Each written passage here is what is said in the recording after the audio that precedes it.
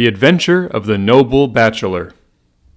The Lord St. Simon marriage, and its curious termination, have long ceased to be a subject of interest in those exalted circles in which the unfortunate bridegroom moves.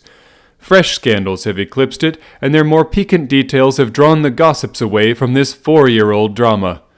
As I have reason to believe, however, that the full facts have never been revealed to the general public, and as my friend Sherlock Holmes had a considerable share in clearing the matter up, I feel that no memoir of him would be complete without some little sketch of this remarkable episode. It was a few weeks before my own marriage, during the days when I was still sharing rooms with Holmes in Baker Street, that he came home from an afternoon stroll to find a letter on the table waiting for him. I had remained indoors all day, for the weather had taken a sudden turn to rain, with high autumnal winds, and the Jezail bullet, which I had brought back in one of my limbs as a relic of my Afghan campaign, throbbed with dull persistence. With my body in one easy chair and my legs upon another, I had surrounded myself with a cloud of newspapers, until at last, saturated with the news of the day, I tossed them all aside and lay listless, watching the huge crest and monogram upon the envelope upon the table, and wondering lazily who my friend's noble correspondent could be. "Here is a very fashionable epistle," I remarked as he entered. "Your morning letters, if I remember right, were from a fishmonger and a tide-waiter." "Yes, my correspondence has certainly the charm of variety," he answered, smiling, "and the humbler are usually the more interesting. This looks like one of those unwelcome social summonses which call upon a man either to be bored or to lie." He broke the seal and glanced over the contents. "Oh, come, it may prove to be something of interest after all." "Not social, then?" "No, distinctly professional." "And from a noble client?" "One of the highest in England." "My dear fellow, I congratulate you." "I assure you, Watson, without affectation, that the status of my client is a matter of less moment to me than the interest of his case. It is just possible, however, that also may not be wanting in this new investigation. You have been reading the papers diligently of late, have you not?" "It looks like it," said I ruefully, pointing to a huge bundle in the corner. "I have had nothing else to do." "It is fortunate, for you will perhaps be able to post me up. I read nothing except the criminal news and the agony column. The latter is always instructive." "But if you have followed recent events so closely, you must have read about Lord St. Simon and his wedding?" "Oh, yes, with the deepest interest." "That is well. The letter which I hold in my hand is from Lord St. Simon. I will read it to you, and in return you must turn over these papers and let me have whatever bears upon the matter." This is what he said. "My dear Sherlock Holmes, Lord Backwater tells me that I may place implicit reliance upon your judgment and discretion. I have determined, therefore, to call upon you and to consult you in reference to the very painful event which has occurred in connection with my wedding. Mr. Lestrade of Scotland Yard is acting already in the matter, but he assures me that he sees no objection to your cooperation, and that he even thinks that it might be of some assistance. I will call at 4 o'clock in the afternoon, and should you have any other engagement at that time, I hope that you will postpone it, as this matter is of paramount importance. Yours faithfully, St. Simon." It is dated from Grosvenor Mansions, written with a quill pen, and the noble lord has had the misfortune to get a smear of ink upon the outer side of his right little finger, remarked Holmes, as he folded up the epistle. "He says 4 o'clock. It is 3 now. He will be here in an hour." "Then I have just time, with your assistance, to get clear upon the subject. Turn over those papers and arrange the extracts in their order of time, while I take a glance as to who our client is." He picked a red-covered volume from a line of books of reference beside the mantelpiece. "Here he is," said he, sitting down and flattening it out upon his knee. "Lord Robert Walsingham de Vere St. Simon, second son of the Duke of Balmoral. Arms, azure, 3 caltrops in chief over a fess sable. Born in 1846. He's 41 years of age, which is mature for marriage. Was Undersecretary for the Colonies in a late administration. The Duke, his father, was at one time Secretary for Foreign Affairs. They inherit Plantagenet blood by direct descent, and Tudor on the distaff side. Ha! Well, there is nothing very instructive in all this. I think that I must turn to you, Watson, for something more solid." "I have very little difficulty in finding what I want," said I, "for the facts are quite recent, and the matter struck me as remarkable. I feared to refer them to you, however, as I knew that you had an inquiry on hand and that you disliked the intrusion of other matters. Ah, you mean the little problem of the Grosvenor Square furniture van? That is quite cleared up now, though indeed it was obvious from the first. Pray give me the results of your newspaper selection. Here is the first notice which I can find. It is in the personal column of the Morning Post and dates, as you see, some weeks back. A marriage has been arranged, and will, if rumor is correct, very shortly take place between Lord Robert St. Simon, second son of the Duke of Balmoral, and Miss Hattie Duran, the only daughter of Aloysius Duran, Esquire, of San Francisco, California, USA. That is all. Terse and to the point, remarked Holmes, stretching his long, thin legs towards the fire. There was a paragraph amplifying this in one of the society papers of the same week. Ah, here it is. There will soon be a call for protection in the marriage market, for the present free trade principle appears to tell heavily against our home product. One by one, the management of the noble houses of Great Britain is passing into the hands of our fair cousins from across the Atlantic. An important addition has been made during the last week to the list of the prizes which have been borne away by these charming invaders. Lord St. Simon, who has shown himself for over 20 years proof against the little god's arrows, has now definitely announced his approaching marriage with Miss Hattie Duran, the fascinating daughter of a California millionaire. Miss Duran, whose graceful figure and striking face attracted much attention at the Westbury House festivities, is an only child, and it is currently reported that her dowry will run to considerably over the 6 figures, with expectancies for the future. As it is an open secret that the Duke of Balmoral has been compelled to sell his pictures within the last few years, and as Lord St. Simon has no property of his own save the small estate of Birchmoor, it is obvious that the Californian heiress is not the only gainer by an alliance which will enable her to make the easy and common transition from a Republican lady to a British peeress. "Anything else?" asked Holmes, yawning. "Oh, yes, plenty. Then there is another note in the Morning Post to say that the marriage would be an absolutely quiet one, that it would be at St. George's, Hanover Square, that only half a dozen intimate friends would be invited, and that the party would return to the furnished house at Lancaster Gate, which has been taken by Mr. Aloysius Duran.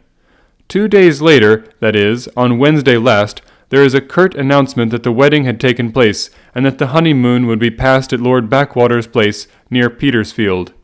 Those are all the notices which appeared before the disappearance of the bride." "Before the what?" asked Holmes with a start. "The vanishing of the lady." "When did she vanish, then?" "At the wedding breakfast." "Indeed, this is more interesting than it promised to be. Quite dramatic, in fact." "Yes, it struck me as being a little out of the common. They often vanish before the ceremony, and occasionally during the honeymoon, but I cannot call to mind anything quite so prompt as this. Pray let me have the details. I warn you that they are very incomplete. Perhaps we may make them less so. Such as they are set forth in a single article of a morning paper of yesterday, which I will read to you. It is headed, "Singular Occurrence at a Fashionable Wedding." "The family of Lord Robert St. Simon has been thrown into the greatest consternation by the strange and painful episodes which have taken place in connection with his wedding. The ceremony, as shortly announced in the papers of yesterday, occurred on the previous morning, but it is only now that it has been possible to confirm the strange rumors which have been so persistently floating about. In spite of the attempts of the friends to hush the matter up, so much public attention has now been drawn to it that no good purpose can be served by affecting to disregard what is a common subject for conversation. The ceremony, which was performed at St. George's, Hanover Square, was a very quiet one, no one being present save the father of the bride, Mr. Aloysius Duran, the Duchess of Balmoral, Lord Backwater, Lord Eustace, and Lady Clara St. Simon, the younger brother and sister of the bridegroom, and Lady Alicia Whittington. The whole party proceeded afterwards to the house of Mr. Aloysius Duran at Lancaster Gate, where breakfast had been prepared. It appears that some little trouble was caused by a woman, whose name has not been ascertained, who endeavored to force her way into the house after the bridal party, alleging that she had some claim upon Lord St. Simon. It was only after a painful and prolonged scene that she was ejected by the butler and the footman. The bride, who had fortunately entered the house before this unpleasant interruption, had sat down to breakfast with the rest, when she complained of a sudden indisposition and retired to her room. Her prolonged absence having caused some comment, her father followed her, but learned from her maid that she had only come up to her chamber for an instant, caught up an ulster and bonnet, and hurried down to the passage. One of the footmen declared that he had seen a lady leave the house thus apparelled, but had refused to credit that it was his mistress, believing her to be with the company. On ascertaining that his daughter had disappeared, Mr. Aloysius Duran, in conjunction with the bridegroom, instantly put themselves in communication with the police, and very energetic inquiries are being made, which will probably result in a speedy clearing up of this very singular business. Up to a late hour last night, however, nothing had transpired as to the whereabouts of the missing lady. There are rumors of foul play in the matter, and it is said that the police have caused the arrest of the woman who had caused the original disturbance, in the belief that, from jealousy or some other motive, she may have been concerned in the strange disappearance of the bride. And is that all? Only one little item in another of the morning papers, but it is a suggestive one. And it is that Miss Flora Millar, the lady who had caused the disturbance, has actually been arrested. It appears that she was formerly a dancer at the Allegro, and that she has known the bridegroom for some years. There are no further particulars, and the whole case is in your hands now, so far as it has been set forth in the public press. And an exceedingly interesting case it appears to be. I would not have missed it for worlds. But there is a ring at the bell, Watson, and as the clock makes it a few minutes after 4, I have no doubt that this will prove to be our noble client. Do not dream of going, Watson, for I very much prefer having a witness, if only as a check to my own memory. Lord Robert St. Simon, announced our page boy, throwing open the door. A gentleman entered with a pleasant, cultured face, high-nosed and pale, with something perhaps of petulance about the mouth, and with the steady, well-opened eye of a man whose pleasant lot it had ever been to command and to be obeyed. His manner was brisk, and yet his general appearance gave an undue impression of age, for he had a slight forward stoop and a little bend of the knees as he walked. His hair, too, as he swept off his very curly-brimmed hat, was grizzled round the edges and thin upon the top. As to his dress, it was careful to the verge of foppishness, with high collar, black frock coat, white waistcoat, yellow gloves, patent leather shoes, and light-colored gaiters. He advanced slowly into the room, turning his head from left to right, and swinging in his right hand the cord which held his golden eyeglasses. "Good day, Lord St. Simon," said Holmes, rising and bowing. "Pray, take the basket chair. This is my friend and colleague, Dr. Watson. Draw up a little to the fire, and we will talk this matter over." "A most painful matter to me, as you can most readily imagine, Mr. Holmes. I have been cut to the quick. I understand that you have already managed several delicate cases of this sort, sir, though I presume that they were hardly from the same class of society." "No, I am descending." "I beg pardon?" "My last client of the sort was a king." "Oh, really? I had no idea. And which king?" "The King of Scandinavia." "What? Had he lost his wife?" "You can understand," said Holmes suavely, "that I extend to the affairs of my other clients the same secrecy which I promised to you and yours." "Of course. Very right, very right. I'm sure I beg pardon. As to my own case, I am ready to give you any information which may assist you in forming an opinion." "Thank you.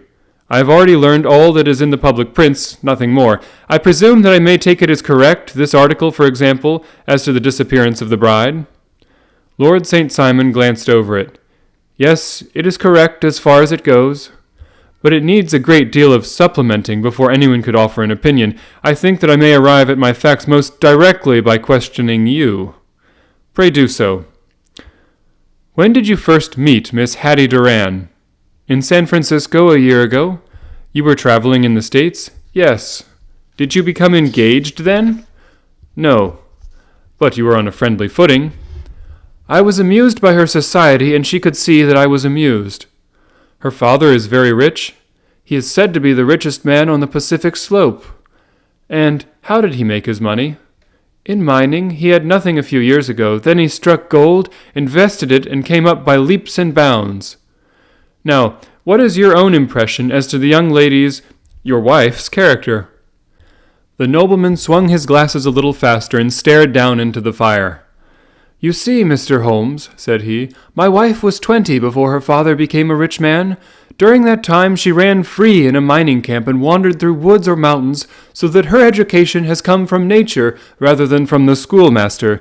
She is what we call in England a tomboy, with a strong nature, wild and free, unfettered by any sort of traditions. She is impetuous, volcanic, I was about to say. She is swift in making up her mind and fearless in carrying out her resolutions. On the other hand, I would not have given her the name which I have the honor to bear." He gave a little stately cough. "Had not I thought her to be at bottom a noble woman. I believe that she is capable of heroic self-sacrifice, and that anything dishonorable would be repugnant to her." "Have you her photograph?" "I brought this with me." He opened a locket and showed us the full face of a very lovely woman. It was not a photograph, but an ivory miniature, and the artist had brought out all the full effect of the lustrous black hair. It was not a photograph, but an ivory miniature, and the artist had brought out the full effect of the lustrous black hair, the large dark eyes, and the exquisite mouth. Holmes gazed long and earnestly at it. Then he closed the locket and handed it back to Lord St. Simon. "The young lady came to London then, and you renewed your acquaintance?" "Yes, her father brought her over for this last London season. I met her several times, became engaged to her, and have now married her." "She brought, I understand, a considerable dowry?" "A fair dowry, not more than is usual in my family." "And this, of course, remains to you, since the marriage is a fait accompli?" "I really have made no inquiries on the subject." "Very naturally not. Did you see Miss Durand on the day before the wedding?" "Yes." "Was she in good spirits?" "Never better. She kept talking of what we would do in our future lives." "Indeed, that is very interesting. And on the morning of the wedding?" "She was as bright as possible, at least until after the ceremony." "And did you observe any change in her then?" "Well, to tell the truth, I saw then the first signs that I had ever seen that her temper was just a little sharp. The incident, however, was too trivial to relate and can have no possible bearing upon the case." "Pray, let us have it, for all that." "Oh, it is childish. She dropped her bouquet as we went towards the vestry. She was passing the front pew at the time, and it fell over into the pew. There was a moment's delay, but the gentleman in the pew handed it up to her again, and it did not appear the worse for the fall. Yet when I spoke to her of the matter, she answered me abruptly, and in the carriage on our way home, she seemed absurdly agitated over this trifling cause." "Indeed? You say that there was a gentleman in the pew? Some of the general public were present then?" "Oh, yes, it is impossible to exclude them when the church is open." "This gentleman was not one of your wife's friends?" No, I call him a gentleman by courtesy, but he was quite a common-looking person. I hardly noticed his appearance, but really I think that we are wandering rather far from the point." Lady St. Simon, then, returned from the wedding in a less cheerful frame of mind than she had gone to it. What did she do on re-entering her father's house? "I saw her in conversation with her maid." "And who is her maid?" "Alice is her name. She's an American and came from California with her." "A confidential servant?" "A little too much so. It seemed to me that her mistress allowed her to take great liberties. Still, of course, in America they look upon these things in a different way." "How long did she speak to this Alice?" "Oh, a few minutes. I had something else to think of." "You did not overhear what they said?" "Lady St. Simon said something about jumping a claim. She was accustomed to use slang of the kind. I have no idea what she meant." "American slang is very expressive sometimes. And what did your wife do when she finished speaking to her maid?" "She walked into the breakfast room." "On your arm?" "No, alone. She was very independent in little matters like that. Then after we had sat down for 10 minutes or so, she rose hurriedly, muttered some words of apology, and left the room. She never came back." "But this maid, Alice, as I understand, deposes that she went to her room, covered her bride's dress with a long ulster, put on a bonnet, and went out." "Quite so, and she was afterwards seen walking into Hyde Park in company with Flora Millar, a woman who is now in custody, and who had already made a disturbance at Mr. Durand's house that morning." "Ah, yes. I should like a few particulars as to this young lady and your relations to her." Lord St. Simon shrugged his shoulders and raised his eyebrows. "We have been on a friendly footing for some years, I may say on a very friendly footing. She used to be at the Allegro. I have not treated her ungenerously, and she had no just cause of complaint against me. But you know what women are, Mr. Holmes. Flora was a dear little thing, but exceedingly hot-headed and devotedly attached to me. She wrote me dreadful letters when she heard that I was about to be married, and to tell the truth, the reason why I had the marriage celebrated so quietly was that I feared lest there might be a scandal in the church. She came to Mr. Durand's door just after we returned, and she endeavored to push her way in, uttering very abusive expressions toward my wife, and even threatening her. But I had foreseen the possibility of something of the sort, and I had 2 police fellows there in private clothes, who soon pushed her out again. She was quiet when she saw that there was no good in making a row. Did your wife hear all this? No, thank goodness, no, she did not. And she was seen walking with this very woman afterwards? Yes, that is what Mr. Lestrade of Scotland Yard looks upon as so serious. It is thought that Flora decoyed my wife out and laid some terrible trap for her. Well, it is a possible supposition. You think so too? I did not say a probable one, but you do not yourself look upon this as likely? I do not think Flora would hurt a fly. Still, jealousy is a strange transformer of characters. Pray, what is your own theory as to what took place? Well, really, I came to seek a theory, not to propound one. I have given you all the facts. Since you ask me, however, I may say that it has occurred to me as possible that the excitement of this affair, the consciousness that she made so immense a social stride, had the effect of causing some little nervous disturbance in my wife. In short, that she had become suddenly deranged? Well, really, when I consider that she has turned her back, I will not say upon me, but upon so much that many have aspired to without success, I can hardly explain it in any other fashion.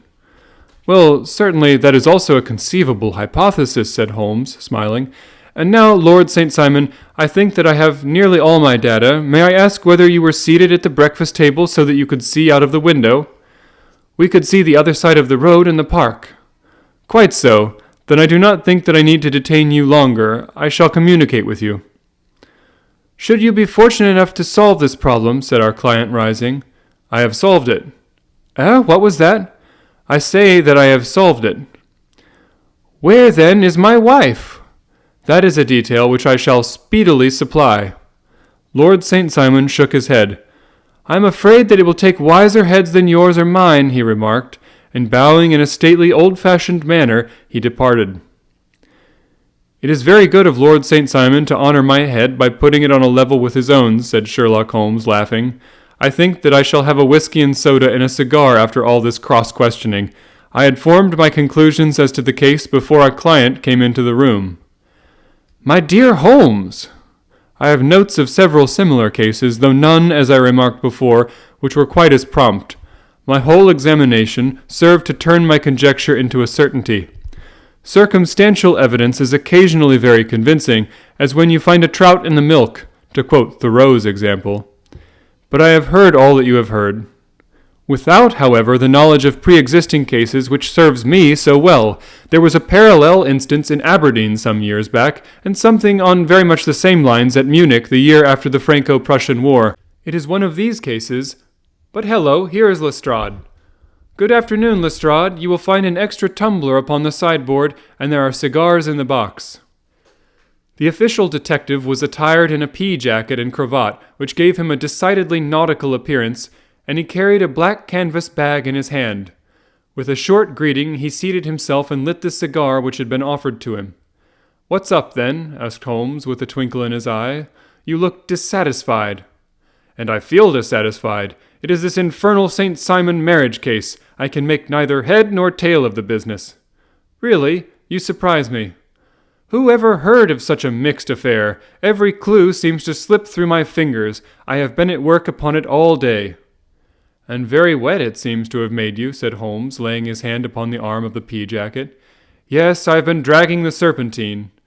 "In heaven's name, what for?" "In search of the body of Lady St. Simon." Sherlock Holmes leaned back in his chair and laughed heartily. "Have you dragged the basin of Trafalgar Square fountain?" he asked. "Why? What do you mean?"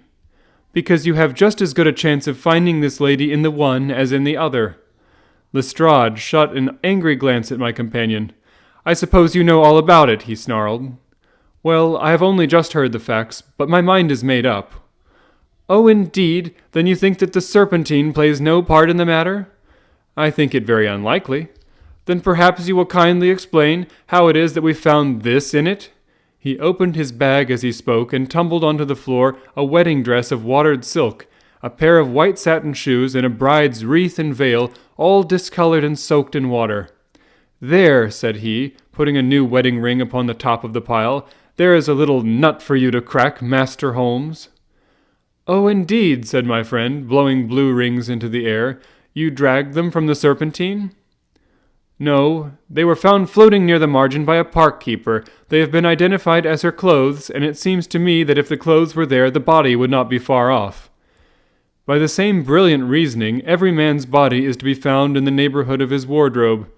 And pray, what did you hope to arrive at through this? At some evidence implicating Flora Millar in the disappearance. I am afraid that you will find it difficult. Are you indeed now? Cried Lestrade with some bitterness. I am afraid, Holmes, that you are not very practical with your deductions and your inferences. You have made 2 blunders in as many minutes. This dress does implicate Miss Flora Millar. And how? In the dress is a pocket, in the pocket is a card case, in the card case is a note, and here is the very note. He slapped it down upon the table in front of him. Listen to this. You will see me when all is ready. Come at once. F.H.M. Now my theory all along has been that Lady St. Simon was decoyed away by Flora Millar, and that she, with confederates no doubt, was responsible for her disappearance. Here, signed with her initials, is the very note which was no doubt quietly slipped into her hand at the door, and which lured her within their reach. Very good, Lestrade, said Holmes, laughing. You really are very fine indeed. Let me see it. He took up the paper in a listless way, but his attention instantly became riveted, and he gave a little cry of satisfaction. This is indeed important, said he. Ha! You find it so? Extremely so. I congratulate you warmly. Lestrade rose in triumph and bent his head to look. Why, he shrieked, you're looking at the wrong side. On the contrary, this is the right side. The right side? You're mad. Here is the note written in pencil over here. And over here is what appears to be the fragment of a hotel bill, which interests me deeply. There's nothing in it. I looked at it before, said Lestrade. October 4th, rooms, 8 shillings. Breakfast, 2 shillings 6 pence. Cocktail, 1 shilling. Lunch, 2 shillings 6 pence. Glass of sherry, 8 pence. I see nothing in that.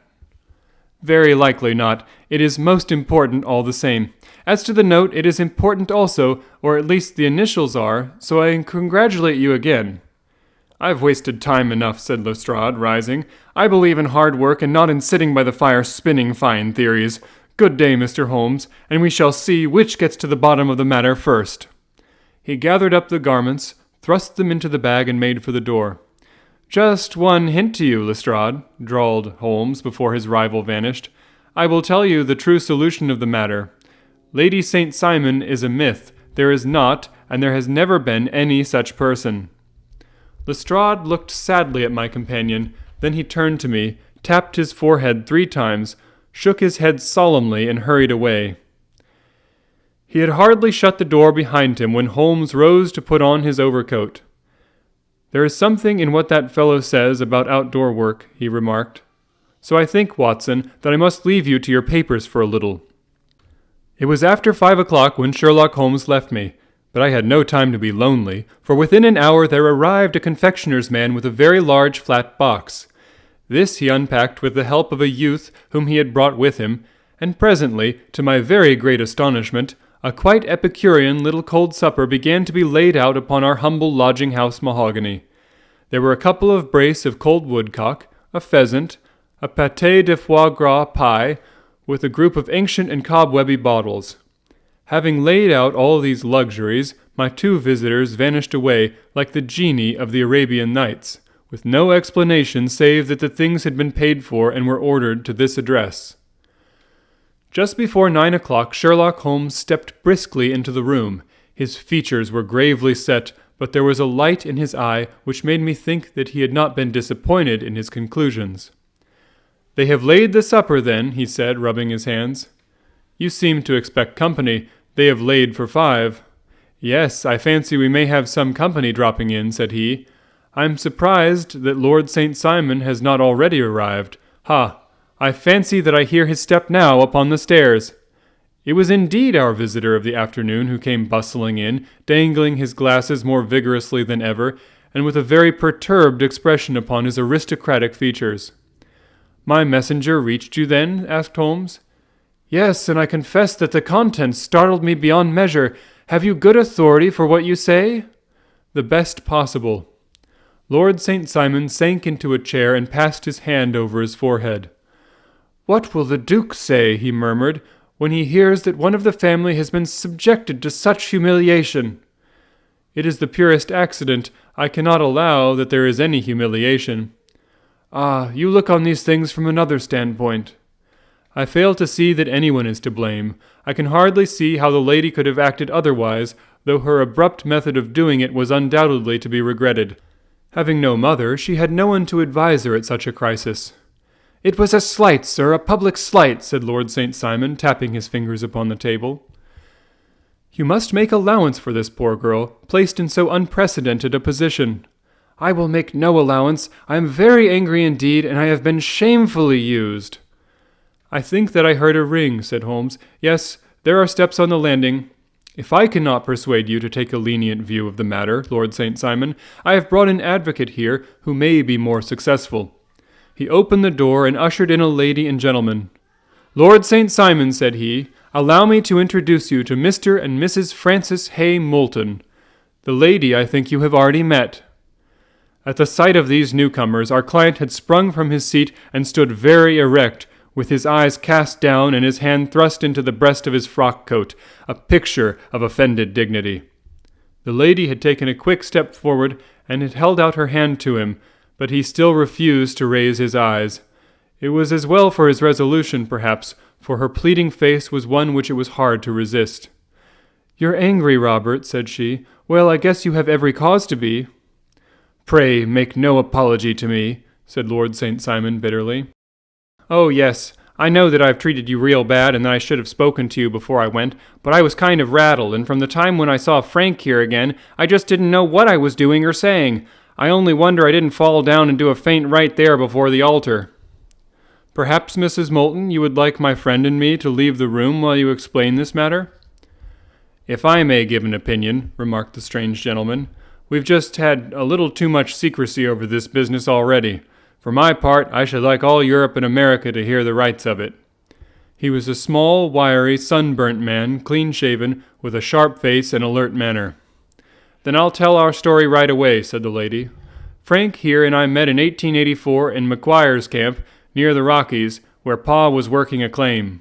We were engaged to each other, Frank and I. But then one day Father struck a rich pocket and made a pile, while poor Frank here had a claim that petered out and came to nothing. The richer Pa grew, the poorer was Frank, so at last Pa wouldn't hear of our engagement lasting any longer, and he took me away to Frisco. Frank wouldn't throw up his hand, though, so he followed me there, and he saw me without Pa knowing anything about it. It would only have made him mad to know, so we just fixed it up all for ourselves. Frank said that he would go and make his pile too, and never come back to claim me until he had as much as Pa. So then I promised to wait for him to the end of time and pledged myself not to marry anyone else while he lived. 'Why shouldn't we be married right away then?' said he, 'and then I will feel sure of you, and I won't claim to be your husband until I come back.'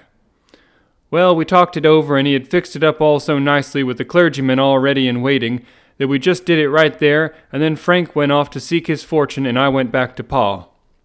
The next time I heard of Frank was that he was in Montana, and then he went prospecting in Arizona, and then I heard of him from New Mexico.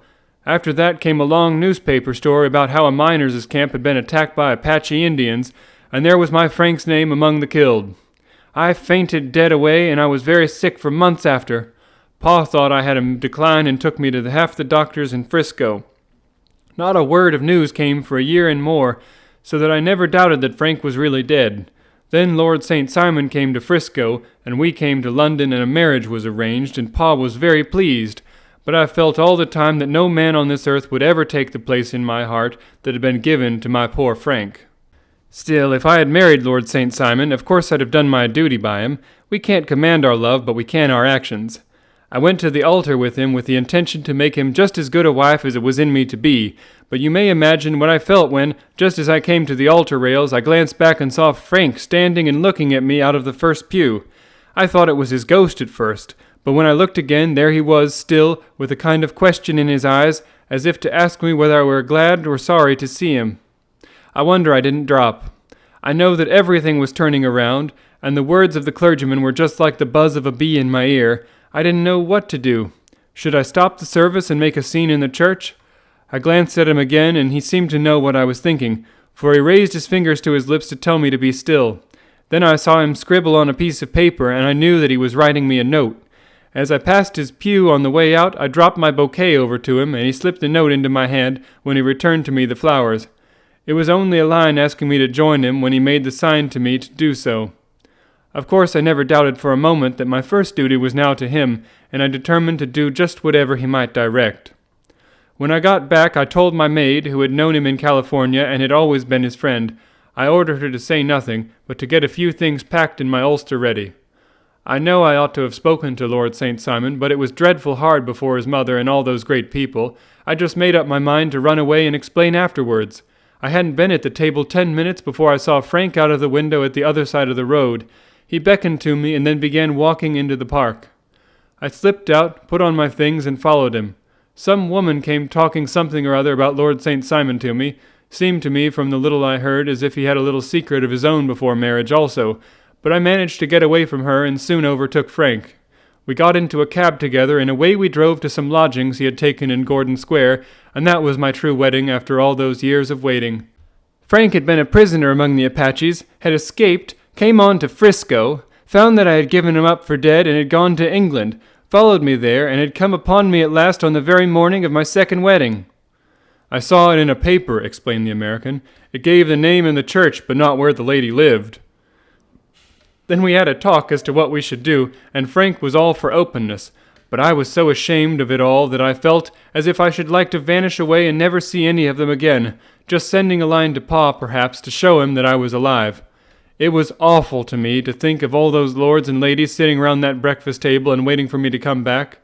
So Frank took my wedding clothes and things and made a bundle of them, so that I should not be traced, and dropped them away somewhere where no one could find them. It is likely that we should have gone on to Paris tomorrow, only that this good gentleman, Mr. Holmes, came round to us this evening, though how he found us is more than I can think, and showed us very clearly and kindly that I was wrong and that Frank was right, and that we should be putting ourselves in the wrong if we were so secret. Then he offered to give us a chance of talking to Lord St. Simon alone, and so we came right away around to his rooms at once. Now, Robert, you have heard it all, and I'm very sorry if I have given you pain, and I hope that you do not think very meanly of me. Lord St. Simon had by no means relaxed his rigid attitude, but had listened with a frowning brow and a compressed lip to this long narrative. "Excuse me," he said, "but it is not my custom to discuss most intimate personal affairs in this public manner." "Then you won't forgive me? You won't shake hands before I go?" "Oh, certainly, if it would give you any pleasure." He put out his hand and coldly grasped that which she extended to him. "I had hoped," suggested Holmes, "that you would have joined us in a friendly supper." "I think that there you ask a little too much," responded his lordship. "I may be forced to acquiesce in these recent developments, but I can hardly be expected to make merry over them. I think that with your permission I will now wish you all a very good night." He had included us all in a sweeping bow, and stalked out of the room. "Then I trust that you at least will honor me with your company," said Sherlock Holmes. "It is always a joy to meet an American, Mr. Moulton, for I am one of those who believe that the folly of a monarch and the blundering of a minister in far-gone years will not prevent our children from being some day citizens of the same world-wide country under a flag which shall be a quartering of the Union Jack with the stars and stripes." "The case has been an interesting one," remarked Holmes when our visitors had left us, "because it serves to show very clearly how simple the explanation may be of an affair which at first sight seems to be almost inexplicable. Nothing could be more natural than the sequence of events as narrated by this lady, and nothing stranger than the result when viewed, for instance, by Mr. Lestrade of Scotland Yard." "You were not yourself at fault at all, then?" "From the first, Two facts were very obvious to me. The one, that the lady had been quite willing to undergo the wedding ceremony. The other, that she had repented of it within a few minutes of returning home. Obviously, something had occurred during the morning, then, to cause her to change her mind. What could that something be? She could not have spoken to anyone when she was out, for she had been in the company of the bridegroom. Had she seen someone, then? If she had, it must be someone from America, because she had spent so short a time in this country that she could hardly have allowed anyone to acquire so deep an influence over her that the mere sight of him would induce her to change her plans so completely. You see, we have already arrived, by a process of exclusion, at the idea that she might have seen an American. Then who could this American be, and why should he possess so much influence over her? It might be a lover, it might be a husband. Her young womanhood had, I knew, been spent in rough scenes and under strange conditions. So far I had got before I ever heard Lord St. Simon's narrative.